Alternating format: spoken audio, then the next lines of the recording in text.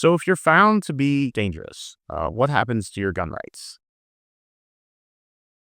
So let's say the court has found you to be dangerous under the Indiana red flag law. And remember, that could be either that you are an imminent risk of harming yourself or others, or there's a probable future risk that you're going to harm yourself or others. So the court's found, by clear and convincing evidence, that you are dangerous. What are the immediate consequences? What happens to your firearms? Can you get your firearms back? What happens to your gun rights overall? So the primary outcome of a finding of dangerousness in the final retention hearing is that the court is going to issue an order that your firearms will be retained by law enforcement for a specified period of time. Now, the specified period of time is up to that court. They're not going to say they're going to be retained for 50 years. They're not going to say they're going to be retained for one day and you get them back. Different circumstances are going to cause a court to have a different ruling as far as what that specified amount of time is. The order prohibits the individual from possessing, owning, renting, or receiving any firearm until further court order. So basically, when this order is in place, it is effectively treated as if you are, let's say, a serious violent felon who cannot in any way, shape, or form possess, own a gun in any way. It is treated as such. You cannot have any kind of gun. You can't carry a gun. You can't possess a gun. You can't have a gun in your home. And generally speaking, this is also going to result in the suspension of any handgun license that the individual holds. Now, in Indiana now, you no longer need a license to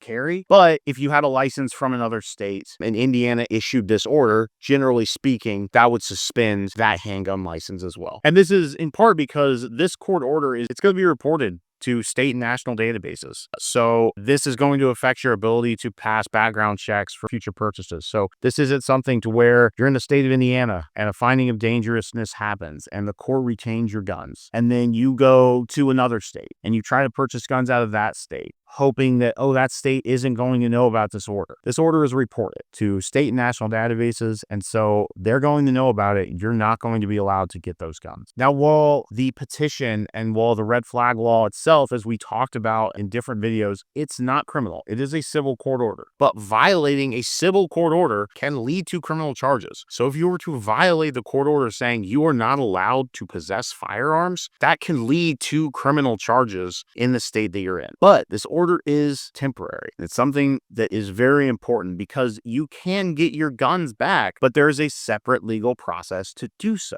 So if your guns have been taken during that period of time, you can't have them. Don't possess them. Don't carry them. But you can use the legal process to hopefully get them back. If you have any questions about what that legal process is, how to get your firearms back if they've been taken because of finding them dangerous, give us a call at 317-632-3642 at the Marc Lopez Law Firm. We understand red flag laws. And remember, always plead the fifth.